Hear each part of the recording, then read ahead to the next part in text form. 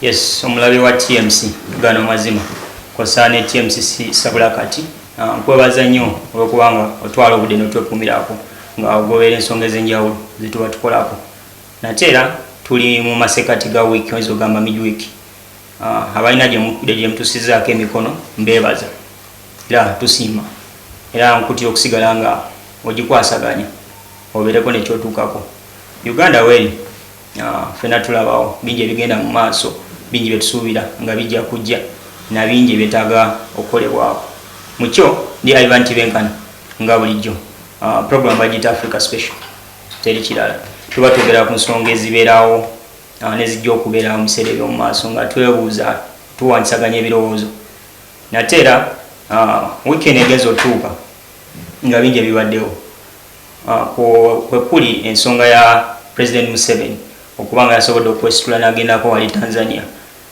okwogeramuku ne mukulembeze munne Samia Hassan akulembera Tanzania jukira ngono yasikira Magufuli oluvannyuma lw'okufa so ensonga zabadde ez'enjawulo ndowooza ze baatuuseeko omuli ensonga ya oil ne pipeline eyo gye bagezaako okuzimba kw'ossa n'okwatagana mu nsonga za politics oba obukulembeze mu East Africa n'ekirala tujja tunuulira embeera y'omuwendo gw'ebintu ebisinga obungi jjukira omuwendo gyekoma okulinnya waggulu n'embeera etabuka oyinza okiyita inflation ebintu gye bikoma okulinnya n'embeera teba nnungi abantu beekyawa lwaki obusobozi obufuna ebintu ebyenjawulo obubula taxi zikozesa amafuta kussa bajaji eyo private economy ate bantu ba wansi bakola emirimu egy'enjawulo naye kitegeeza ki nga bukedde ku makya nga amafuta gali mu 14,500 abasinga mulaba nga mutambula kitegeeza ki eri enfuna yaabwe baba bagenda sigala mu business baba bagenda kuggalawo era bwe baggalawo kyekiddirira so ebyo n'ebirala byetugenda okwogerako olunaku olwaleero tulabe wawe tutuuse sitambudde zeka bayirawo nine mukulu w'embwa Bib era nja musaba asooka atuwuzeeko tulabe gyatambulidde then tweyongereyo naye jjukira nga tutandika nja kujjukiza nti ntera nnyo tutambula n'abantu baffe batera okutuwa embavu okuba nti tusobola okubeera wano nga tutambuza emirimu gino nabwekyo mukulu wembo Habib kwaniriza ku programu yaffe mukulu Ivan nsanyuse nnyo okubeera ng'onnyaniriza ku programu eno ntera kyogera nti bwembeera ku TMC mbeera ng'omutima gwange mutebenkevu olw'ensonga nti tubeera ku mazima meereere njagala kano okkirize nkayiseewo ensi yaffe nga bw'oyogedde tabanguse ebizibu bingi buli agirimu n'atagirimu atirisa kkiriza nti mu Uganda tulina ekizibu naye kugamu ku makubo ag'okulwanyisa ekizibu amakubo ag'obunafu kwe kubeera nga twekwasa eri Mukama Katonda netwewonga eri Mukama Katonda netugamba Mukama tutaasa yes ne mugamu ku makubo ag'okusaba Katonda nakkiriza tuyitira mu kukola birungi bwali eyo atulaba njagala weebuuza ekibuuzo kino wammanga okuva obwenkya oba olunaku olwayise olwajjo kirungi kikyokoze nga weerekereza ekintu omulimu gwonna gw'okoze nga guli charitable either kuliisa mwetaavu kwambaza oba kumwambaza kale ne kibeera ekisembayo ekitono okusaza omuntu ekkuba alemereddwa okusala abakadde abasinga abakadde babeera stranded awo ku makubo tubatunuulira ne tubasekerera busekerezi ne tweyongerayo abalema n'omutunuulira n'omusaasira ne weeyongera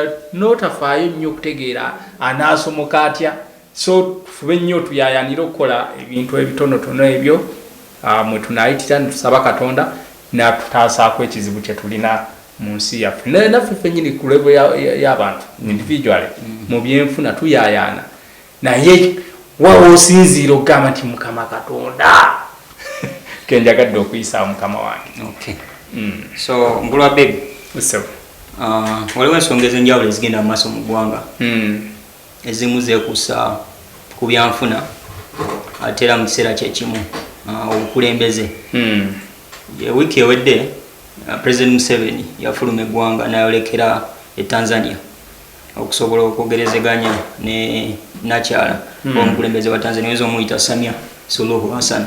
Yes. Ensonga zaali ziwera nga muzo omwalimu bilateral talks enkwatagana wakati wa Tanzania ne Uganda.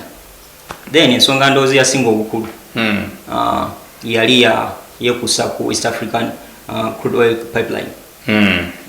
Oluguudo olwo lwe bagenda oyisaamu oil bagenda wali Tanga. Tulabye nti bagezezzaako balina we batuuse.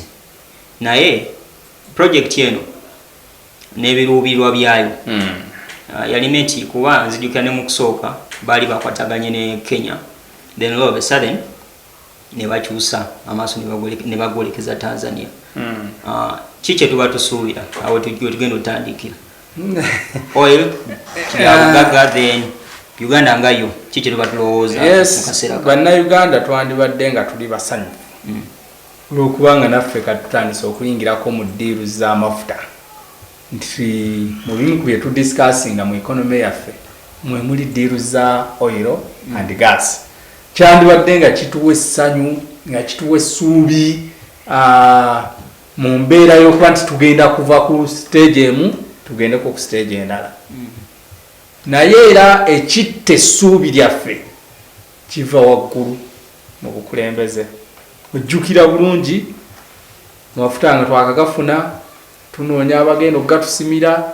Ojjukira ddiiru z'endagaano za yali Talo oil nani ebyali mu Sam Kutesa. Ababaka nga bakulembeddwamu Honorable Gerald Karuhanga ne bajjayo ebyekusike. Ndi abasajja bano amafuta bagafudde gaabwe siga Uganda era ne ddiiru ze bakola bazikolera mu maka gaabwe.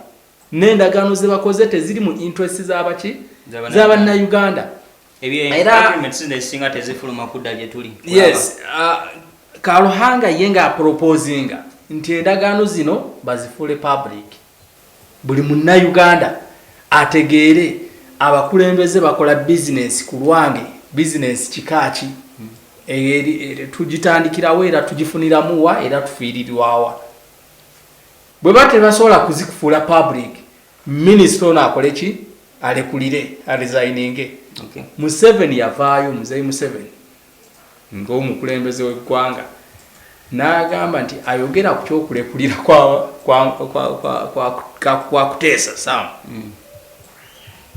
Kisingako nze okudda mu nsiko n'enkwata emmundu n'enzira mu nsiko nenwanagana n'oyo akirina naye nga talekulidde.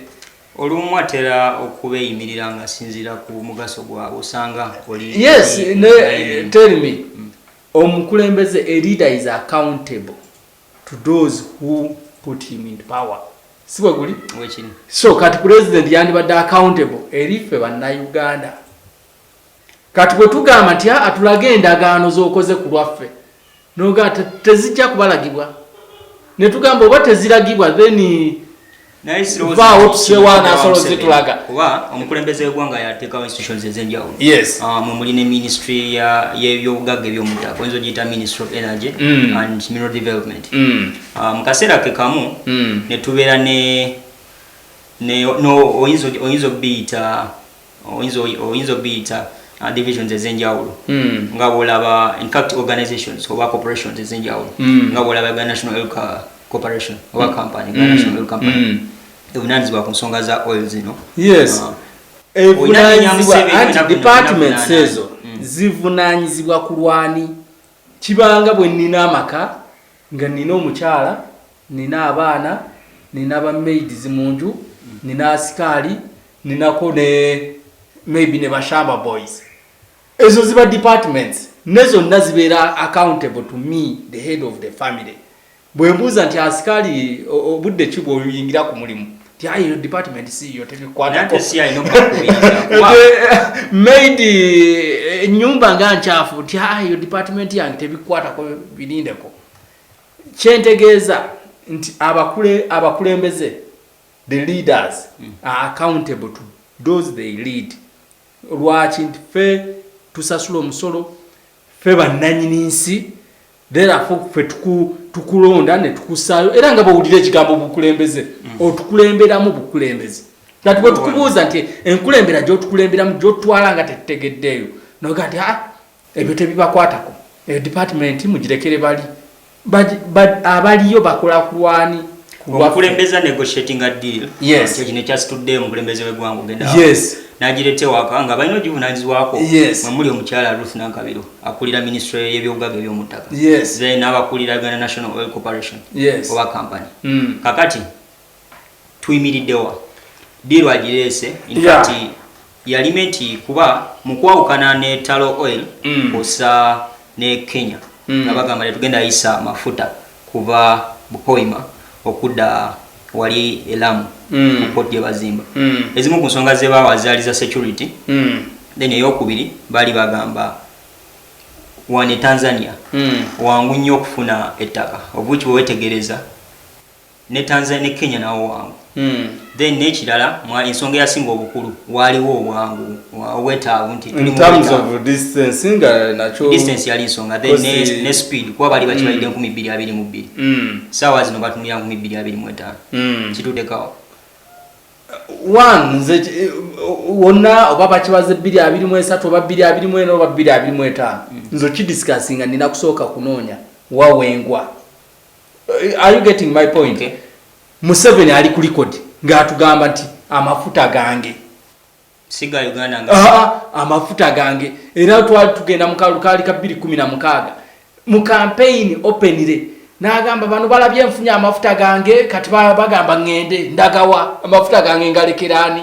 You get it? So bwabanga agayita amafuta ge oli obuvunanyizibwa abo okumanya ku bye basayinize nabwo osooka n'obunoonyerezaako bye basayinize binoonyereza ngani mbirinako share oba nedda. Era singa nkubuuza as a journalist bwe baavuddeyo ng'asayinize ne mukulu munne, what is it that they put at the display of the public nti abannange bibino byetukoze ki byetusayinize ku lwammwe naye tukirabye nga offices ez'enjawulo bwe ziba zina ebintu bye zikolako yes nga bakamaliza tebavaayo mu lwatu there and then kuba ebiseera ebisinga babeera babikyuka ogambye project yabadde gwa 2022 kitegeeza almost eri ku nkomerero yaayo. Tulina okumanya lwaki yafeirinze obutamitinga targeted time eya 2022. What are the factors eza influencing the ferry yeyo? Era how sure are we that this time round 2025 tujja kubanga tusobola okukola ki okumitinga? In other words, echa oiro tukisanyukira nnyo naye ebbanga likibeera nga abakimanaginga ku lwaffe tebali open gye tuli essanyu lyaffe liba likola ki libuliraawo. Awo wennyini tugenda wumulamu katono bwe tukomawo tugenda kwetegereza ebintu bibiri. Tubadde n'ebyobugaga mu ggwanga Uganda naye oyinza okwetegereza nti ebitundu byonna ebibaddemu ebintu bino bimaliriza tebirina kye bifunye. Ebusoga babadde n'amasannyalaze okumala ebbanga baaganyuddwamu kitono nga n'ejjinja eyali hub y'ebyenfuna oba oyinza okiyita industrialization oba industry yagwa. Ekaramoja balina gold ojja kwesanga nga omwana mulimu kye bayita artisanal mining. Bano abaana oba abasiima gold nga bakozesa gino emitendera egya wansi olunaku amusimbira 3,000 eza Uganda naye ng'ewaabe balina ebyetaago. Ebunyoro in fact Hoima tugenda kwetegeeza mu Western Uganda gayisa mu district zisuuka mu 10 omuli Mpigi n'abalala awo wonna tugenda kudda tulabe kitugasizaawa era omuwendo gw'amafuta ogulinnye guva ku ki kyekitegeeza eri eggwanga. Katuwumulemu katono then tukomewo.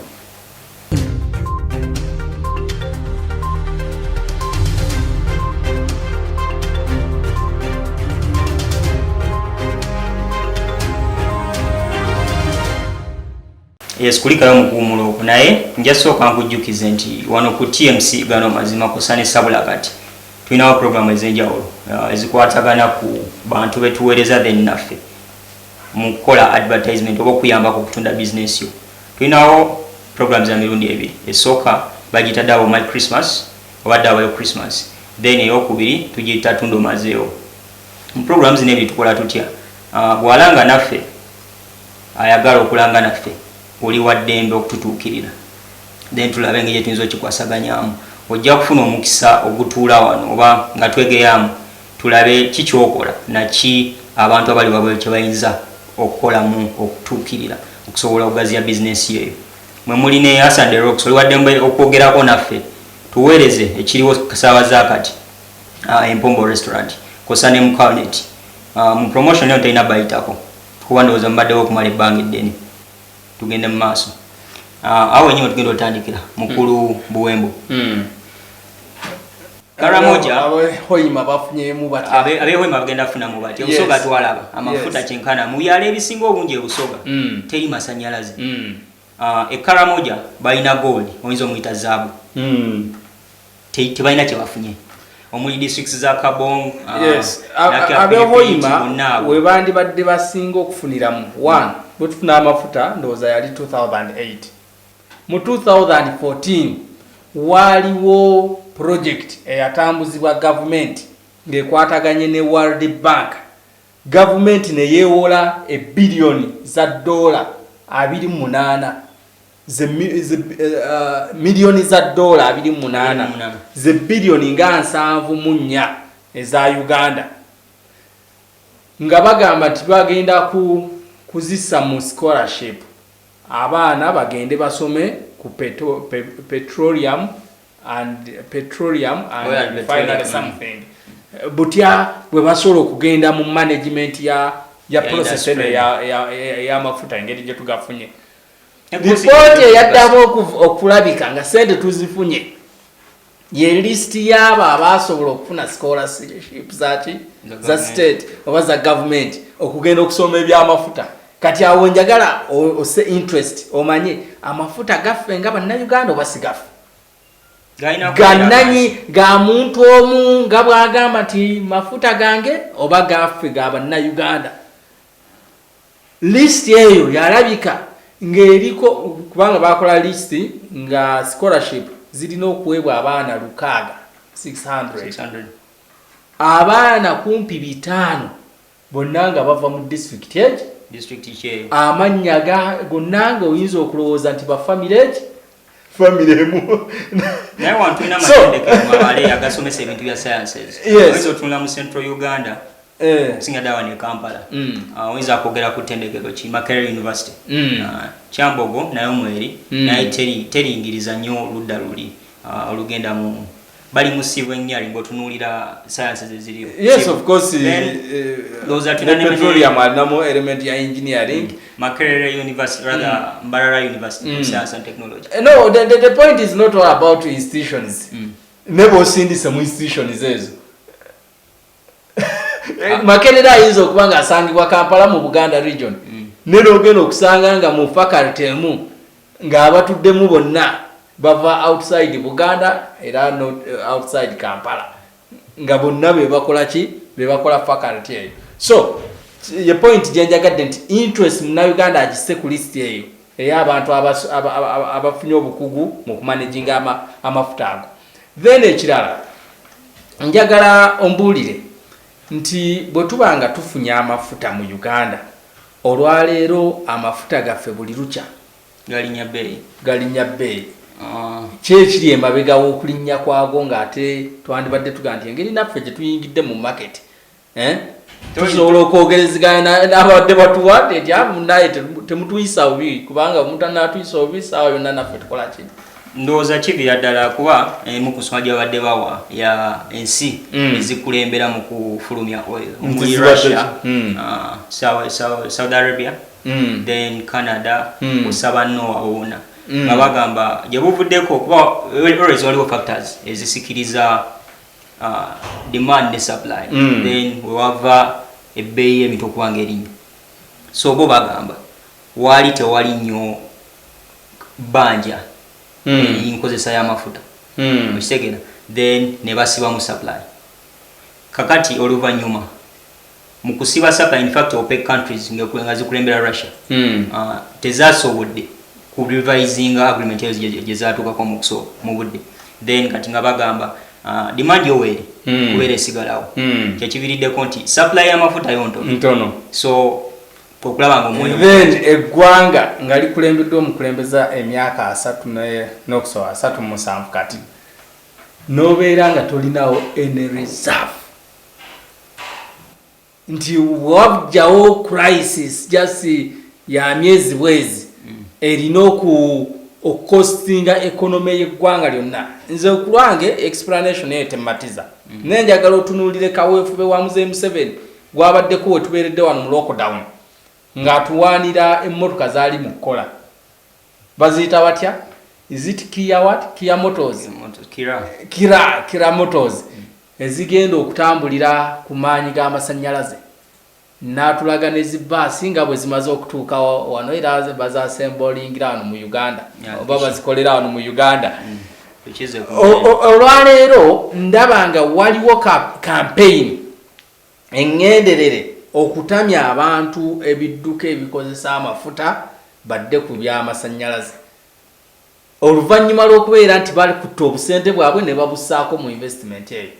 Abantu bano abatukulembera ebiseera ebisinga bo bakola business baagala nnyo ffenna tutunule mu business yaabwe batukake batusindikeyo tufuuke ba clients baabwe lwampaka nga bw'ojjukira bwe baleeta ebimotoka wano bino bye bayitanga Pioneer Bus njagala ojjukire baana bameka aba taxi abamenyeka amagulu mu kubagobaganya temujja kukolera mu kibuga naye nga ne Pioneer Bus ze baali baleese nga ne project tebajeteekateekedde terina sustainability era ne aba taxi bwe bakkiriza ne babaviira basi yokka negwa yokka olwaleero taxi nekola ki nekomawo. Kyenjagala ku Kira Motors saagala okiyiseeko maaso kyekiganye paaka enkadde okuggulwawo olabawo in construction work in fact waliwo just renovation ground floor ground in a church. Can you imagine? Olwaleero KCCA eyisiza enteekateeka tugenda kuggulawo paaka ebisabwe bwe biti tebaggulawo. Lwaki? Nti bali mu kukubirira bafuneyo bu bus obusobola occupyinga taxes kyatukufunira wa mu process or rather wetutuuse ku by'obugagga eby'omu ggwanga. Hoima owa Western Uganda banafunamu ebusoga twalaba ebyatuukayo then kusa ne mu Northern Uganda okwandibadde okufunamu kwandisoozikedde mu kwempoweringa abantu be Hoima bennyini okubeera nga beenyigira mu management y'amafuta. Ekyo balina kikola batya bakibajjeeko bw'obanga oyisizza abanaamanaging amafuta nti balina okuba n'ebisaanyizo bw'ebiti nosaawo scholarships n'obajjamu n'obakuba ebbali then bano booleese bootaddewo automatically be bagenda okumanaginga ki amafuta. Bw'otunuulira enguudo zikati ze babawaanira nti amafuta omanyi tugenda kusaawo ekisaawo ky'ennyonyi tugenda kusaawo enguudo ez'enguudo tebazireeserwa abana ab'ekitundu bazireese okusobola okutambuza ebyamaguzi byabwe amafuta gaabwe ge bakoze ki ge baagala okuggyayo. Okitegeera kiringa nga bwe wandibanga oyogereza omukyala ng'omwegombye n'ogula ka apple n'ogula ka ice cream yalowooza nti omusajja mulungi andowoozaako ampadde ne ka ice cream kumbe gwe kamasuko. Kati enguudo zino n'ebisaawe by'ennyonyi byakubanguyiza mulimu gwabwe gwa kutambuza ki nandibadde ndowooza nti mu kaseera kano Hoima yandibadde ng'efunye university nga faculty esomesa ebya petroleum and gas and oil what byandibadde nga abaana tubasindikawa Hoima gyegali ministry y'ebyenjigiriza balina okwasaganya ebisoka bakikozeeko katono bwe tukumawo tujje tulabe wawe tutuuse nga embeera y'ebintu rather beeyi y'ebintu etabuse kiki ekitegeeza eri eggwanga business ez'enjawulo zirina okugwa kyo kyalwatu kyewali kwebuuza singa tuba tusigala tutambulidde mwene embeera then jjukira mu kitundu ekiddako bwe tuba tutandika nja kukuwulira bwe tutambudde nabo Ivan Tibenkana program agita Africa Special katumulemu katono then tukomewo.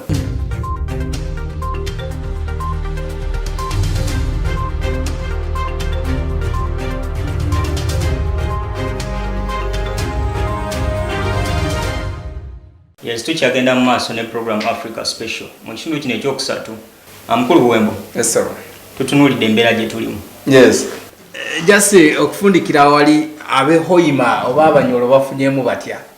One, etteeka erifuga minerals kuba n'amafuta nago gali mu minerals. Ligamba nti awanaabeera mineral wonna ettaka lijja kuba public land.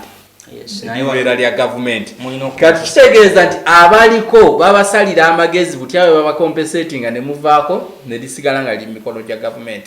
Okufuna okwandibadde kusooka abehoyima oba abebunyoloke bandifunyemu kwandigidde mu compensation nti ekyobugagga kirabise bw'oba ogula ettaka osengula ow'ekibanja okutudde amafuta omusengulanga bw'osengula ono gw'ogenda okuyisa oluguudo twandibadde tulaba abantu behoyima kati nga bamu ku bantu abagagga abavundu nga bakifunidde mu ttaka lye babagjeeko sente ze babawadde nga nsava kyalabiseeko nakati n'abamu bakyakaaba ebibanja byabwe babibajjako nga tebabawadde wadde akantu. Ne Kenya nayo batera okulwawo osanga ne Uganda bwe kiri wa Kenya nayo waliwo entali mabegakaawo. In fact yemu ku nsonga lwaki bagamba lwaki Uganda yaganya okulagana nani ne Kenya ne lowooza ku Tanzania bagamba waliwo obulagajjavu mu kusasula abantu mu compensation. Yes ne oba Kenya gye kiri mbadde sinakizuula naye tetwandyagadde nnyo koppa kibi ku muliraano twandikopyeyo kirungi ekibi tukibalekere. Nze nandibadde ndowooza abahoyima bandibadde bajaganyiza mu ttaka lyabwe kati mu kaseera kano twandibadde tulaba universities ennungi nga ziri hoyima, secondary schools ennungi nga ziri hoyima, obutale obusinga obulungi nga buli hoyima. Kiri in opposite tekinalabikako. Twogere ku byenfuna by'eggwanga nga tusinziirira ku byobugagga bino ebyomuttaka. Investments ezisinga tezibadde nnyo na bulamu. Tulabye e Kasese tebaafuna kiryawo kiki kye twadde twogerako nti ebitundu ebisinga ebibadde n'ebyobugagga tebigasiddwamu. Kasese Glembe Mines teyabagasa kiryawo yagwa. Kati tulina oil mu kiseera kino. Uganda National Oil Company gezaako kwasaganya ensonga zino. Karamoja balina gold era in fact otunulira Bank of Uganda yavuddeyo mu mbalirira yaayo ngeraga nti ebimu ku bisinze okuleeta ssente mu Uganda wano nga tubifulumya yabadde zaabu. Naye kyewunyisa nti ebitundu mwava ate be basinga obwavu. Yes. Mulimu neno yali Africa Gold Refinery. Kyekino kye tugezaako gattagatta. Glembe Mines agwa, Africa Gold Refinery naye eri awo ekwasaganya ensonga z'okusuubula zaabu kati ne Uganda National Oil Company. Tusuubire nti naye ayinza okukwata omugendo gwe gumu. Ekireeta obuzibu bwonna kiri ekintu kimu. Kasito monopolizing a business. For example, jjukira wano mu Buganda naddala ekimu ku byettunze ebibaddewo ye vanilla. Vanilla ki ekyamusuula ebbeeyi. Kasita gavumenti yakwata omuntu kinoomu negamba nti yalina obuyinza obufulumira vanilla e Uganda. Omulala yenna bwe bakwata that is smuggling ate okwalifyinga kuwa sasi ku nnyama. Kuva lwe kyafuluma omuntu oli yatuninga kati kilo ya vanilla njigula mmeka. Buli lukya n'asala abalimi ne bakola ki ne bamuddukamu. Kati ne bino ebitambula mu byobugagga byaffe ebyensibo bwekitibwa kiri bameka abasuubula gold. Mwe mulaba abasajja kutambula na bikapu bya ssente kati abadde Kasese huyo asaze ayingidde eggulu kati huyo asaze agenze mu Eastern mwe mulowooza nti atambuza amabaasa n'abayimbi mugoberera kumbe ali mukola ki ali mukisima gold allocating ano ttaka lino bantu tebasanidde libeerako era entalo kati tunulire ziri mu mambuka ez'amataka Amuru bali mu mbeera ki investor yakyaddeyo okitege money back n'olw'ensonga eyo ebbanga lye tunaabeera ng'eggwanga lyaffe tulirekedde abantu ab'olubatu naffe tetwagala kumanya bitambula tugenda kufuuka bannaku naye ng'ate tutudde ku byobugagga. Njaga kuwa akasembayo ku nsonga y'ebyobugagga by'omu ttaka. Waliwo olukwesukwesu kino kankyogere nga ntunudde mu kamera bwenti. Waliwo olukwesukwesu mu gavumenti ya Mzee Museveni ne bamafiya be baleeta amendment mu act efuga minerals nga amendment eyo egamba bweti nti omusenyu sand ebbumba clay malamu malamu mu Uganda malamu ndowooza kya luzungu malamu then n'amayinja nti nabyo bifuuke minerals bifuuke minerals mu Uganda. Eryo etteeka bali mukola amendment omusenyu, malamu, ebbumba n'amayinja. Then act efuga minerals nagigambye nti egamba nti buli awali minerals wajja kufuuka ebefuuse public land, ttaka lya government. No, obuzibu bwe buli buuno. Babadde banoonya enziba gye babbamu amataka gaffe n'otusengula olw'empaka nga babuliddwa. Bayitidde mu Mairoland bakonyeyo ne balaba nga kikola kibookya. Kati njagala ombuulire wawo otambula mu Uganda bw'otasangawo musenyu waliwo malamu, bw'otasangawo malamu waliwo amayinja, bw'otasangawo mayinja waliwo ebbumba. Kati kitegeeza nti abasajja bano buli wabanaasonga we bati nga baleeta ekyuma nga basiyiikuula gagamba nti awo wano walira kubaawo gavumenti nga bagobaganya abantu ku ttaka. Mukulu wemu tusawaza katwogera ku oil, yes, mafuta nga bwe galinye ebbeeyi, waliwo ebintu ebirala ebigudde akatale nga nazo zibadde business. Ebusoga kino nja kyogera, ebimu ku bintu ebibadde bisingawo okubawa ssente bibadde bikajjo byagwa bbeeyi. Byagwa bitya? Nakyo kijjeeyo, nakyo kikulu, nakyo kijjeeyo. No, anti kugambye waliwo money bag bw'atambula n'ayingira mu business eyo nga bali monopolizing. Kuva asali musale bwe yasse ekyuma ky'ebikajjo mu Busoga, ebbeeyi y'ebikajjo yalezemu okulinnya. Musera kyekimu sukaali kyogamba nti nno abantu tetukyamunywa n'ebbeeyi ya sukaali, kubanga ebikajjo byandibadde nga byajjenjeero nga bingi nnyo, twandirabye ebbeeyi ya sukaali ngekka olw'okuba nti ebikajjo biki bingi. Sukaali alinnya ebikajjo bigwa bbeeyi. Lwaki? Monopolizing business. Bw'ova ku business y'ebikajjo tudda mu transport industry. Taxi sawa yakati nazo zigenda zikira, zikyali mu ssente nga bwe byali. Kizibu nnyo okulaba modo ya taxi zino ezaaliko ezo ziyita kigege okubanga mu ggwanga no weziri. Kati saa zino balina baziyita tube box obudduka ennyo emisinde. Tulaba enkyukakyuka mu bizinesi zino ez'enjawulo. Ezimu zigwa ate tonye zikola ki? Ezirinnya. Tulina kukola ki okyusa embeera eno? Kye tulina okukola, tulina okulwanyisa okompitinga mu bizinesi n'abatukulembera. Nti Buwembo Habibu ne bw'oba oyagala otya tosobola kukola bizinesi emu sale gy'akola n'okompitinga naye. Gwe bakussaako emisolo ye abypassinga mi bypassing. Vanilla bwatu bwe yagwa, ebikajjo bwe bityo bwe bigudde, in fact minerals bwe zityo bwe zigudde, gold taliko musolo ani nga tumufulumya zaabu afuluma wabwe. Yes, bameka gosolo musa munsawo n'omufulumya anti kati kyekyo. Monopolizing business ne tukompitinga n'abatukulembera kyekireeta obuzibu. Singa eggwanga lyaffe tulizza mu ngalo zaffe mu mikono gyaffe ne libeera nga lifugibwa abantu kye bayita people power, ebyo byonna tujja biwona. Njagala kutegeeza nti mu constitution etteeka lirikkirya. Okimanyi nti MP talina kukola business nga competinga n'abantu bakulembera. For example, oba ssomero ng'eryo bwe banaabanga bayisa police efuga amasomero, he will be corrupted by mind. Tasobola kuyisa police egamba nti nno essomero tujja kusaawo ebisale ebitandikirwako, teri ssomero lina sasuza ssente zisukka $5,000 ng'ate ali mu business y'emu eriye nga lisaba kakadde bukadde bubiri. That corruption, it starts with the mind.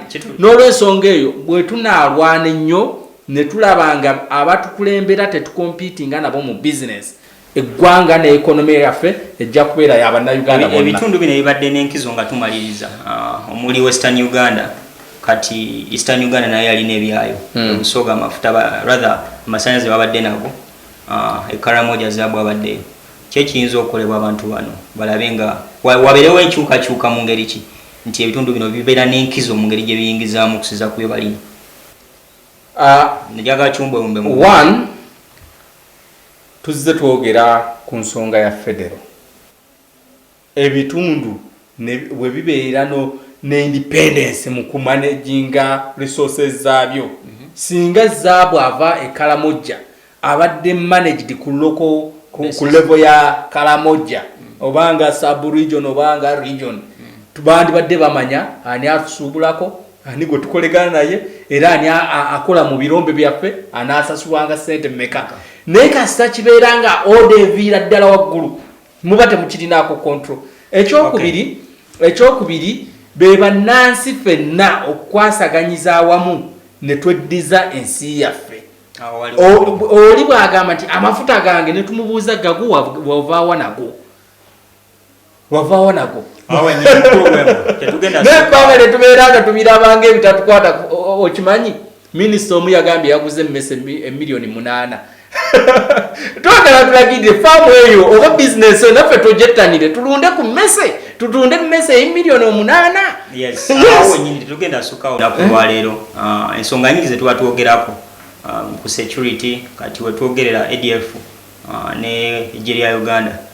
In fact wenzo jita UPDF inawe etuuse bagenze bayingidde Congo tujja manye ebiriyo nalwaki balinda kuba nti bakosebwa ne balyoka bagenda twandirowozezaako nti bandibadde batuula dda ne Congo banaye kyabanguira nnyo okukwatagana ne Rwanda ne South Sudan okusinga Congo naye nga bamanyi threat weri so bingi byetujja okwogerako gye bujja nze Ivan Tibenkana naye nga sinagenda tewerabira Blue Heathen Concepts bana abantu bajja kuyamba ogonjolera entale ezekusa ku ttaka oyagala kufuna kyapa naye kigaanye kukyusa mannya bigani batuukirire bajja kuyamba. Nze Ivan Tibenkana wano ku TMC nkwebaza nnyo okuba nti twekumirako era oli waddembe twekumirako n'abatanatandika tugoberera oli waddembe subscribinga. Ivan Tibenkana TMC eno Africa Special.